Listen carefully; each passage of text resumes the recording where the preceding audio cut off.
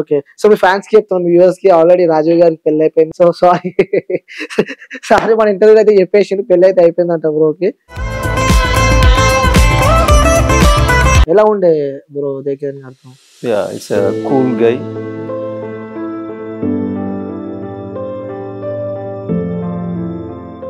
So మీరు ఏ ధైర్యంతో ఒక హీరో అయిదామని చెప్పి ముంగటికి వచ్చారు? సో మీ సపోర్ట్ ఎవరున్నారు? సపోర్ట్ రవితేజ గారు కానీ చిరంజీవి గారికి. రీసెంట్ గా మన సోయల్ కూడా ఒక మూవీ వచ్చింది, పడ్డ స్ట్రగుల్స్ కూడా ప్రతి వీడియోలో చెప్తూనే ఉంటారు సోయల్. తెలంగాణ సైడ్ రాయలసీమ సైడ్ వెళ్ళండి అన్న నా సినిమాకి, తప్పకుండా వెళ్తారు సోయల్. బిగ్ బాస్ లో ఉన్నప్పుడు వేల కమెంట్లు పెట్టారు కదా, మనం కూడా ఇలాంటి ఫ్యూచర్ ఫేస్ చేయాల్సి వస్తుంది అని చెప్పి ఫేస్ చేయాల్సి వస్తుంది. సో ఎప్పుడు శ్యామ్ గారిని బిగ్ బాస్ హౌస్ లో చూడబోతున్నాము అని చెప్పి చెప్తున్నారు. ఇక్కడ చాలా మంది యాక్టర్లు నేను చూసా, ఫోన్ అనే వ్యక్తులు బిగ్ బాస్ అంటే ఒక నెగిటివ్ గా చూసిన వ్యక్తులు హౌస్ నుండి బయటకు వచ్చిన వ్యక్తులు నేను చూసిన. మీ లైఫ్ లో గర్ల్ ఫ్రెండ్ ఉందా లేదా? లేదు, ఇప్పుడు ఇందాకే చెప్పాను కదా, అంటే అప్పుడు కాలేజ్ లైఫ్ లో చెప్పారు కదా, ఇప్పుడు ఈ లైఫ్ లో గర్ల్ ఫ్రెండ్ అంటూ లేరు అసలు.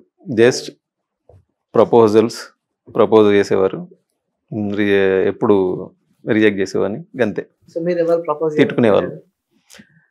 లేదు, అసలు రాలేదు, ఆ సందర్భాలే రాలేదు నాకు. సరే బ్రో, ఎందుకంటే మీకు చాలా ప్రపోజల్స్ వచ్చాయని చెప్పి మీరు అన్నారు కదా, సో చాలా మంది మీకు ఫ్యాన్స్ ఉంటారు, అమ్మాయిలు బాగా చూస్తారు, గుప్పడంత మనసు కానీ, వాళ్ళకి క్వాలిటీస్ అంటే ఎలాంటి క్వాలిటీస్ అమ్మాయి మీ లైఫ్ లోకి వస్తే మీరు సంతోషిస్తారు?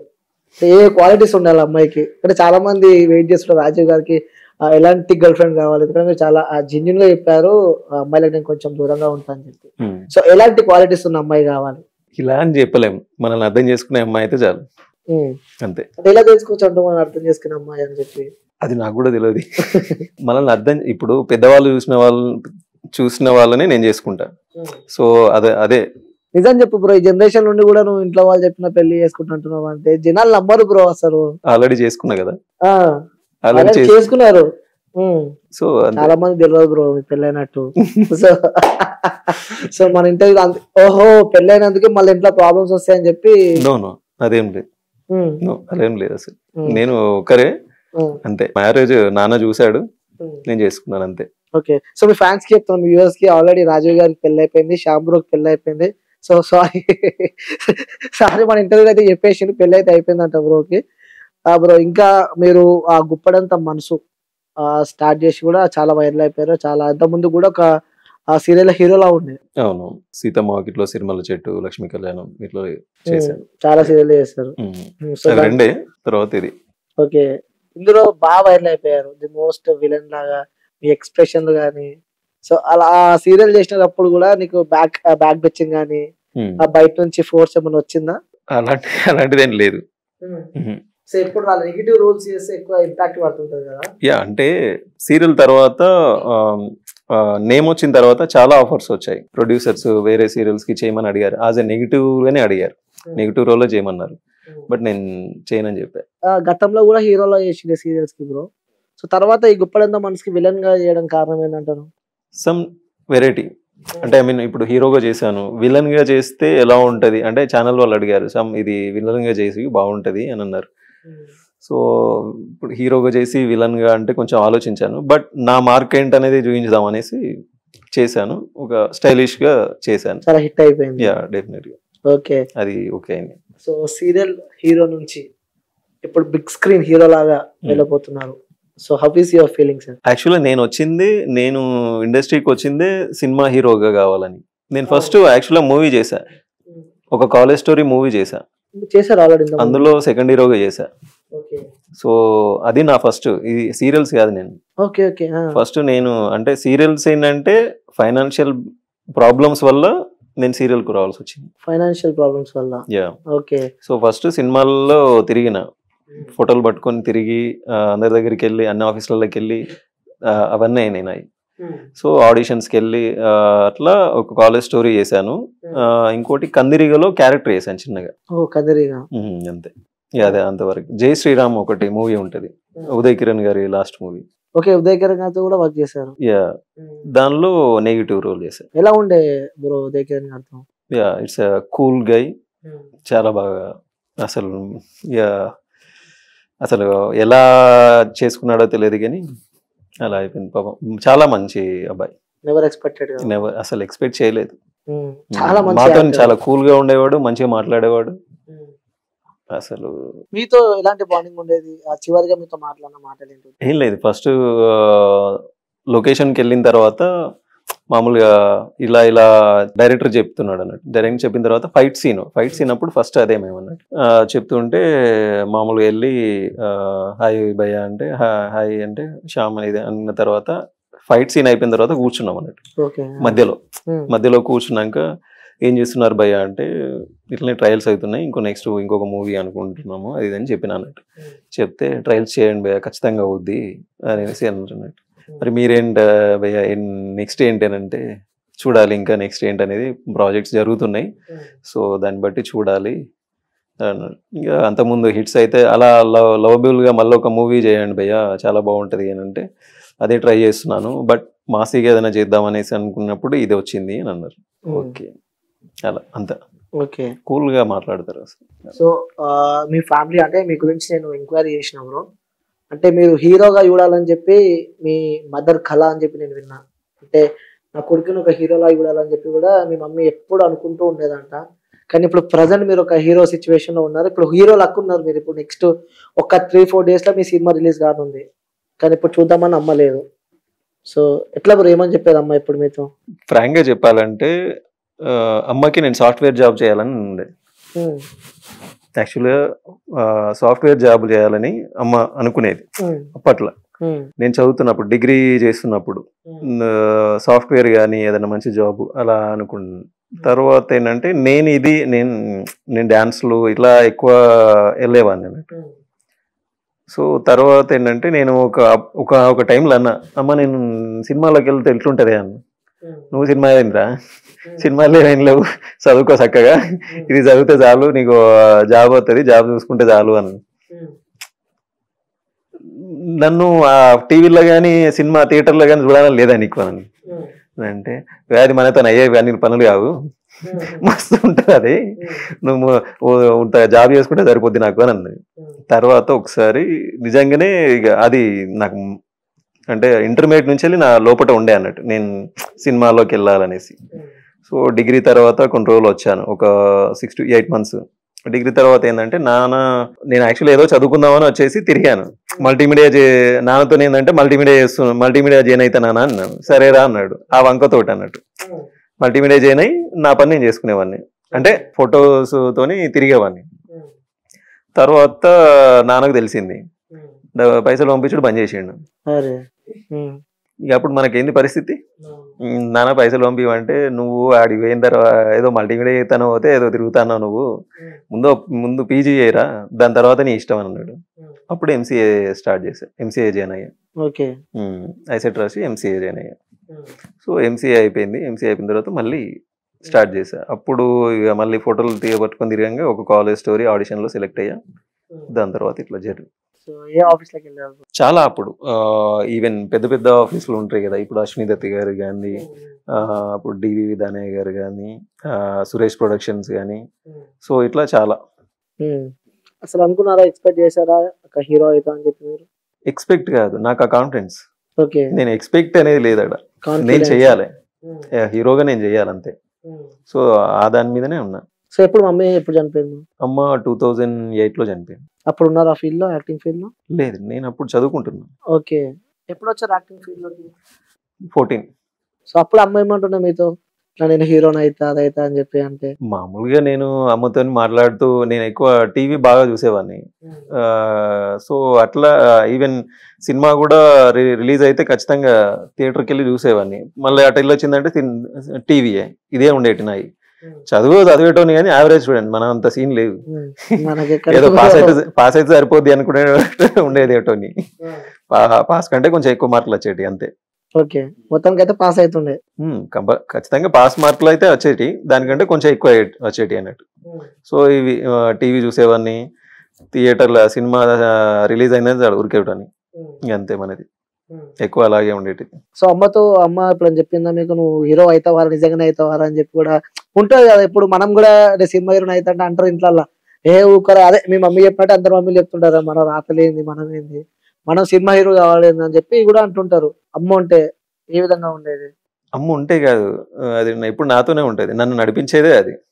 సో నేను చెప్పాను అమ్మ ఇది నేను ఇట్లా అవుతాననేసి చెప్పాను. అమ్మ ఏముంది మనకు అంత అది కాదురా ముందైతే జాబ్ తెచ్చుకో అంది. సో నా వేలోనే వెళ్తున్నాను, అందుకనే నాకు సపోర్టివ్గా అమ్మ నాతోనే ఉంటది. ఇక్కడ దాకా వచ్చిందంటే అమ్మ నన్ను తీసుకొచ్చినట్టే. మిస్ అవుతుంటారు అమ్మని? డెఫినెట్లీ. అంటే మీరు యాక్టింగ్ ఫీల్డ్ లో ఉన్నారు కాబట్టి చిన్నపిల్లలు కానీ ఆ షూట్ కి వచ్చినప్పుడు వాళ్ళ పేరెంట్స్ వేసుకొని వస్తుంటారు వెంట. సో బయటికి వెళ్ళినప్పుడు కూడా ఒక ఫ్యామిలీ పోతుంటే కూడా అరే మా అమ్మ ఉంటే కూడా బాగుండు అని అనిపిస్తూ ఉంటది. అంటే మనం మిస్ అయినాం కాబట్టి అలాంటి ఫీల్ ఎప్పుడు లైఫ్ లో?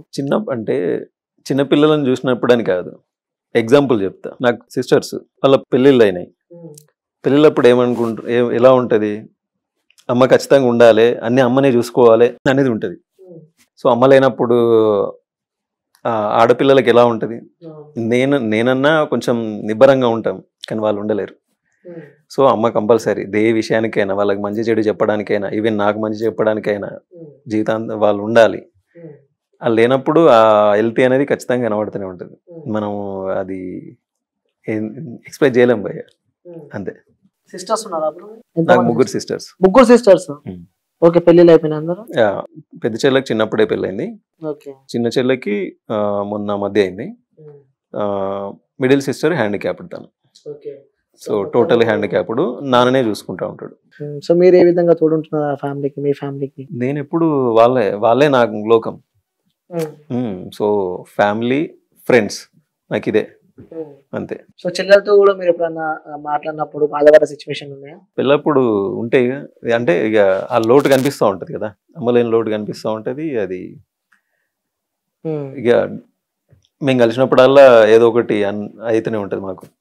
అమ్మలే కలిసినప్పుడల్లా మీన్స్ ఎప్పుడో ఒకసారి ఏదైనా ఫంక్షన్ అవుతున్నప్పుడు అమ్మ గుర్తు తెచ్చుకొని మేము చేయడం అలా. ఓకే, సో నాన్న గురించి చెప్పాలంటే ఏం చెప్తారు? ఎందుకంటే తనే మీకు తోడుగా ఉండి.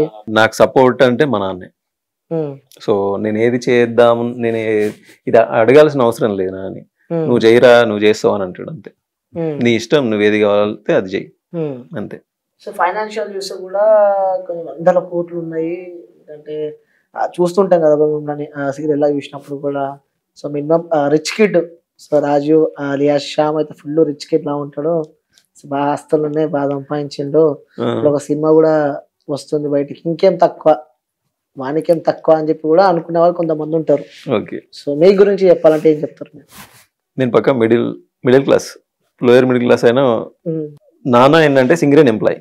ఓకే, ఓ మీరు కొత్తగూడెం, గోదావరి ఖని, కరీంనగర్ డిస్ట్రిక్ట్ గోదావరి ఖని. సో నాన్న సింగరేణి ఎంప్లాయ్. అమ్మ చనిపోయే ముందు వరకు మాకు బాగుండే అంత. వెల్ సెటిల్డ్ మీన్స్ నాన్న ఫ్యామిలీ ఉన్నది అన్నట్టు.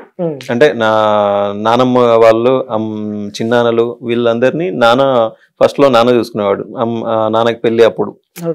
సో వీళ్ళందరినీ ఉమ్మడి కుటుంబం లాగా అన్నట్టు. సో నాన్ననే చూసుకునేవాడు అన్నట్టు. దాని తర్వాత గోదావరి కనికి లక్ష్మీపురం అన్నట్టు మాది. అక్కడ నుంచి గోదావరి కనికి వచ్చాక ఇక మేము ఇక అంటే సంపాదించింది ఏం లేదు. ఉమ్మడి కుటుంబం ఎలా ఉంటది, నాన్నే పెద్దోడు, చిన్నాన్నలు, అత్తమ్మలు, 2 అత్తమ్మలు. సో ఇక ఎలా ఉంటది అంతా చూసుకోవాల్సింది నాన్న కదా. సో అలా అక్కడ సంపాదించింది అంటే ఏం అది కాదు, కానీ మన వాళ్ళు ఉన్నారు అంతే, వాళ్ళ రిలేషన్స్ అంతా. సో వాళ్ళకి అయిపోయింది. అండ్ నెక్స్ట్ ఇక మేము మా చదువులకి చెల్లెళ్ళకి ఇట్లా ఇవే జరిపోయింది తప్ప పెద్దగా కాదు, అసలు ఏం లేదు. సరే 100 కోట్లు పక్కన పెడితే మినిమం 50 కోట్లు ఉంటాయి. 50 కోట్ల? అవి కోట్లు అనుకుంటారా ఇక్కడ అనుకుంటారా? యాక్చువల్ ఏంటంటే ఇంటి దగ్గర గోదావరికంలో ఒక 100 గజ 120 గజాలలో ఒక ఇల్లు ఉంది, అదొకటే ఉన్నది ఇప్పుడు. నిజం చెప్పు బ్రో. నిజం బ్రో, దీనిలో నాకేముంది చెప్పుకోవడానికి, అదేం లేదు. అంతే, ఏం లేదు. ఇక్కడ హైదరాబాద్ లో లేదు, రెంట్ నేను. ఓకే, ఎక్కడ ఉంటావు? నేను చేస్తేనే నాకు గడుస్తుంది కదా.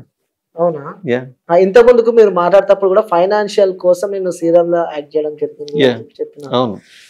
సో నేను నాకు రెంట్గా మనకి ఇప్పుడు యాక్టర్ అని అంటే నాకు కొన్ని మెయింటెనెన్స్ ఉంటాయి, రూమ్ కిరాయి కానీ ఇవన్నీ. సో బైక్ మెయింటెనెన్స్, లేకుంటే ఇప్పుడు ఈ ఈ మొన్న మధ్య కార్ తీసుకున్నాను, ఆ కార్ మెయింటెనెన్స్ అయితే ఉంటాయి కదా మాకు. సో వాటికి కంపల్సరీ కదా. అంటే don't judge a book by its cover అంటారా?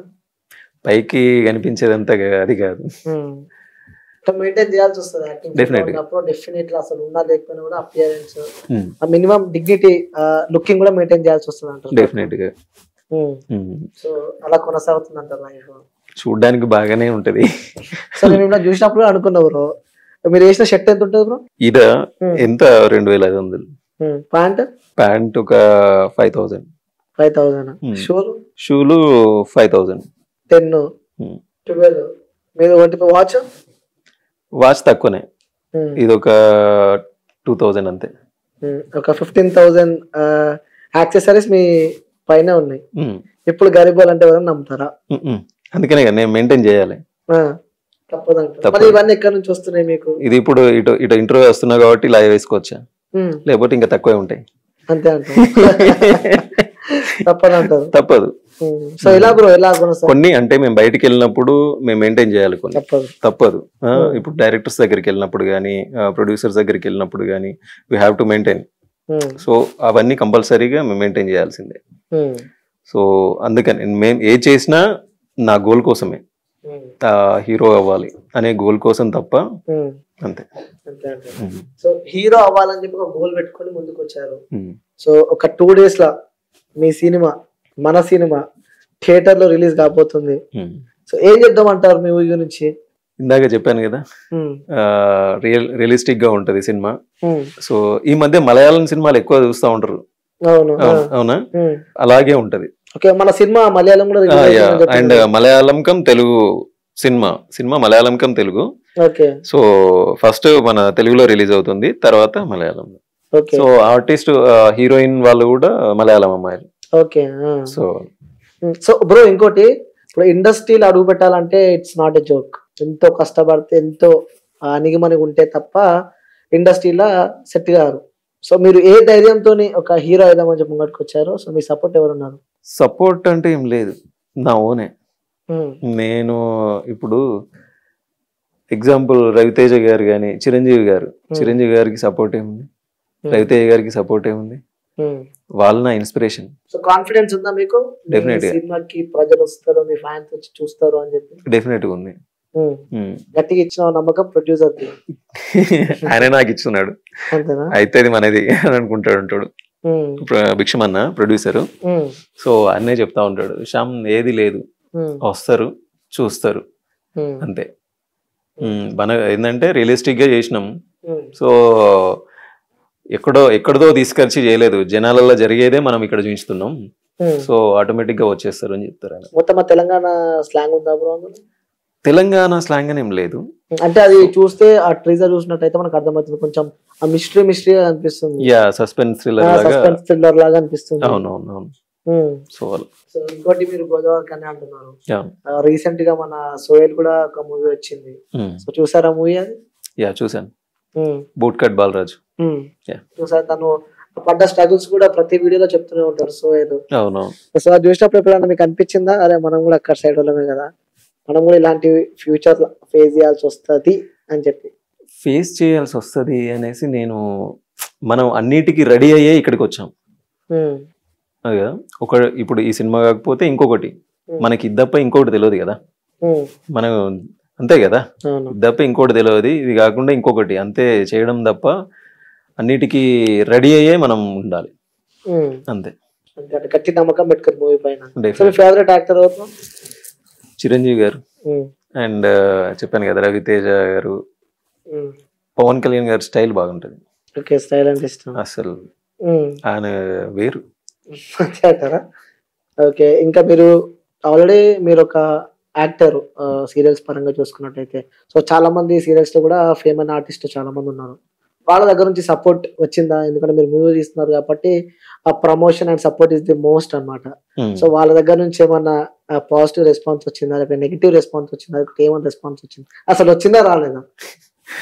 లేదు, యాక్చువల్ ఏంటంటే టీజర్ చూసిన వాళ్ళంతా టీజర్ మాత్రం చాలా సూపర్ ఉంది బ్రో, సినిమా మరి ఎట్లా అనేది మేము చూడాలని అంటే నెక్స్ట్ వస్తుంది చూడురి, దాని తర్వాత నాకు చెప్పురు అని చెప్పేవాడిని. ఈవెన్ నా సీరియల్లో యాక్టర్స్ కానీ డైరెక్టర్ కానీ వీళ్ళంతా. సో ఫస్ట్ వాళ్ళకి ఏంటంటే నా మీద కూడా నమ్మకం ఎక్కువ అన్నట్టు. సో ఏదో ఒకటి చేస్తాడు అనేది. చూస్తుంటే నాకు ఫ్యూచర్ స్టార్ కనిపిస్తున్నావు బ్రో. ఈ స్లాంగ్ కానీ మేము మాట్లాడితే ఫస్ట్ అడుగుదాం అనుకున్నా, మీరు వస్తానా పోతానా అంటే ఫస్ట్ అడుగుదాం అనుకున్నా. రామగుండం కరీంనగర్ సైడ్ లాంగ్వేజ్ అలా మాట్లాడతారు కదా, అంటే అక్కడి మా లాంగ్వేజ్ అలాగే ఉంటది. ఈవెన్ బాగుంటది, నాకు కూడా మస్తు ఇష్టం. తెలంగాణ లాంగ్వేజ్ అట్లా ఉంటది. అవును, తెలంగాణ అంటే.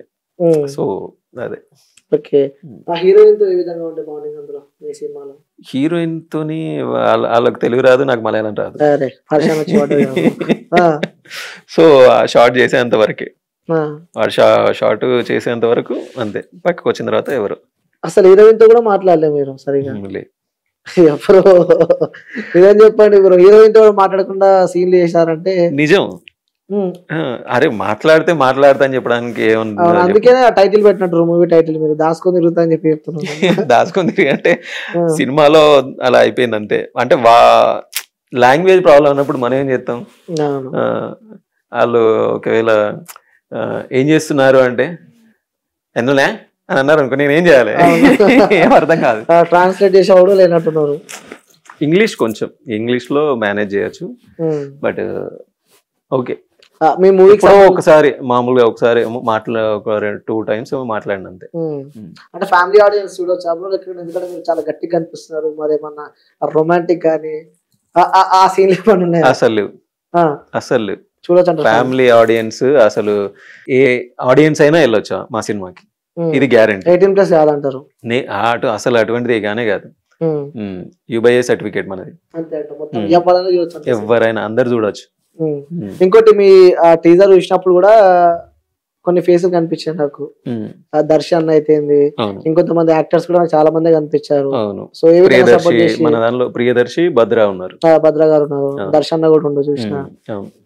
ఎట్లా అనిపించింది వాళ్ళతో వర్క్? దర్శి కూల్, అంటే ఐ మీన్ చాలా జోయిల్ ఉంటాడు. ఓన్లీ ఇక అక్కడ వాళ్ళతోనే మాట్లాడలేము. దర్శి ఉన్నాడు కదా, ఇక దర్శితోని ఆయన భద్ర ఉన్నప్పుడు భద్ర గారితో.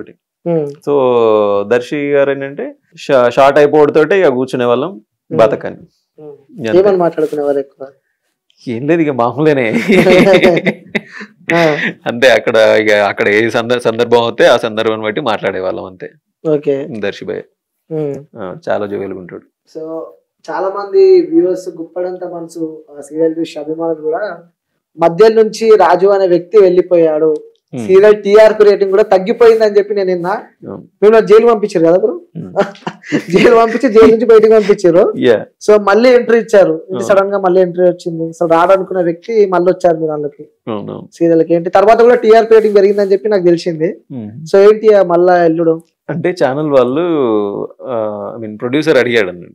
ప్రొడ్యూసర్ వాళ్ళు ఫోన్ చేసి అంటే నేను ఫస్ట్ మన సినిమా స్టార్ట్ అయినప్పుడు నేను చెప్పిన, అన్నా నేను సినిమా స్టార్ట్ అవుతుంది, నేను వెళ్తానిగా, సో నన్ను కొంచెం అవాయిడ్ చేయండి అని చెప్పాను అన్నట్టు. చెప్తే ఎప్పటి నుంచి శ్యామ్ అన్నారు, ఇట్లా అని చెప్పాను. ఎందుకంటే మా కాంట్రాక్ట్ ఉంటుంది కదా, they help me. Okay Shyam, నువ్వు పైకి ఎదుగుతున్నావు అంటే మాకు కూడా హ్యాపీ, సో నువ్వు వెళ్ళేసాయి. సో మేము ఎట్లా చేయాలనేది, కాకపోతే లాస్ట్ ఒక 1 or 2 days ఉంటుంది, అది చేసి వెళ్ళిపోవన్నారు. దట్ చేసేసి వచ్చేసా. మళ్ళీ మేబీ తర్వాత మళ్ళీ మొన్న ప్రొడ్యూసర్స్ ఫోన్ చేసి శ్యామ్ ఇట్లా ఖచ్చితంగా రావాలి, అవసరం ఉంది అని అన్నారు. సో ఓకే అన్న వచ్చేస్తా అని చెప్పేసి మళ్ళీ కొన్ని ఎపిసోడ్స్ చేద్దామని వచ్చేసా. ఎందుకంటే ఆ టైంలో నాకు అంతగానో హెల్ప్ చేసారు, ఎవరు అట్లా చేయరు. సో అట్లా బెటర్ అంతే. వాళ్ళకు కూడా వాళ్ళు ఎంత చేసిరో నేను కూడా అంత కృతజ్ఞత ఉండాలి కదా నాకు. సో మళ్ళీ వచ్చా. సో ఫ్యాన్ మూమెంట్ గాని అనుభవించారా బ్రో? ఫీల్ డెఫినెట్ గా నేను బయటికి ఏమన్నా ఫంక్షన్స్ కానీ బయటికి వెళ్తే రాజీవ్ అందరూ యాక్చువల్ ఏంటంటే బావా బావా అంటూ ఉంటారు. మామూలుగా ఈ కాలేజ్ స్టూడెంట్స్ కొందరు బావా అనుకుంటూ వస్తూ ఉంటారు. సీరియల్లో వసు బావా అని పిలుస్తూ ఉంటది కదా, సో బావా బావా అనుకుంటూ వస్తూ ఉంటారు. కొందరేమో ఏజ్డ్ వాళ్ళు ఎట్లా అంటే వచ్చి మా వసుని ఎందుకు మీరు అంతగానో పెడుతున్నారు అని అంటారు అన్నట్టు. కొందరు ఏంటంటే మీరేమో అందులో ఏమో అలా ఉన్నారు, ఇక్కడ చూస్తే మంచిగా క్యూట్ గా ఉన్నారు అనేసి వాళ్ళు. సో రకరకాలుగా ఎట్లా అనిపిస్తుంది అలాంటివన్నీ విన్నప్పుడు? మనం చేసిన దానికి ఆ ఫలితం అనేది అనుభవిస్తున్నాం అన్నట్టుగా తెలుసు, మనకు తెలుస్తూ ఉంటది అట్లా. సో ఇంకోటి బ్రో, ఫస్ట్ టైం మీ ఫ్యాన్స్ అయితే మీ సీరియల్ విషయాలు అడుగుమని చెప్పారు. సో ఎప్పుడు శ్యామ్ గారిని బిగ్ బాస్ హౌస్ లో చూడబోతున్నాము? నెక్స్ట్ సీజన్ లో కూడా మనం చూసే అవకాశం ఉందా? లేదండి అని చెప్పి ఒక క్వశ్చన్ మార్క్. లేదు. ఎందుకు? నాకు ఇష్టం లేదు. ఇష్టం లేదు? ఎస్, నా గోల్ సినిమాలో హీరో. ఓకే, ఆఫ్టర్ దట్ ఇప్పుడు సినిమా రిలీజ్ అయిన తర్వాత బిగ్ బాస్ నుంచి ఒక మంచి ఆఫర్ వచ్చింది మీకు, పోతారా పోరా? నేను వెళ్ళాను పక్క. అది కూడా చాలా మంది యాక్టర్లు నేను చూసా, పోను అనే వ్యక్తులు బిగ్ బాస్ అంటే ఒక నెగిటివ్ గా చూసిన వ్యక్తులు హౌస్ నుండి బయటకు వచ్చిన వ్యక్తులు నేను చూసిన. సో మీరు పక్కన మాటిస్తారా ఇప్పుడు? యాక్చువల్ ఏంటంటే నాకు 3rd or 4th సెక్షన్ లో వచ్చింది మామూలుగా బిగ్ బాస్ వెళ్తారా ఇలా అని అడిగారు. అంటే వెళ్తారా మీన్స్ ఛానల్ నుంచి కొందరు అడిగారు అన్నట్టు. ఓకే, అంటే బిగ్ బాస్ నుంచి వచ్చిందా లేకుంటే ఛానల్? నేను అప్పుడు లక్ష్మీ కళ్యాణ్ చేస్తున్న టైంలోనే మీరు బిగ్ బాస్ కు వెళ్ళండి, మేము పంపిస్తాము అది ఇది అని చెప్పారు అన్నట్టు. బట్ నేను వద్దులేండి, బిగ్ బాస్ లో నాకు తెలియదు అనేసి అనుకున్నా అన్నట్టు. సో ఇప్పటికి నేను స్ట్రాంగ్ గా చెప్తా, నేను బిగ్ బాస్ కి వెళ్ళాను. మాటిస్తున్నారు పక్క. బిగ్ బాస్ కి అయితే వెళ్ళే పరిస్థితి లేదంటున్నారు. ఓకే, అంటే నేను ఒక సినిమాలో హీరో అవ్వాలనేసి నా గోలు, దానికోసమే అంత ఏది చేసినా కూడా. అలా అని బిగ్ బాస్ లో నేను చేయను. ఎవరిది ఎక్కువ బాండింగ్ ఉంటుంది ఇండస్ట్రీకి సంబంధించి హీరోస్ లో కానీ? సో వీళ్ళని చూసి ఇన్స్పైర్ కావాలంటే ఆల్రెడీ చెప్పారు రవితేజ గారు, చిరంజీవి గారు అని చెప్పి. సో వాళ్ళు కాకుండా ఇంకా సినిమాల్లోనా మీరు? సినిమాలో యాక్టర్స్ ఎన్టీఆర్ గారు, జూనియర్ ఎన్టీఆర్ గారు. ఓకే, అసలు డాన్స్ గానీ డైలాగ్ డెలివరీ గానీ చాలా బాగా, ఆయన అంత మెమరీ పవర్, ఆయనంత గ్రాస్ పవర్ అనేది కష్టం.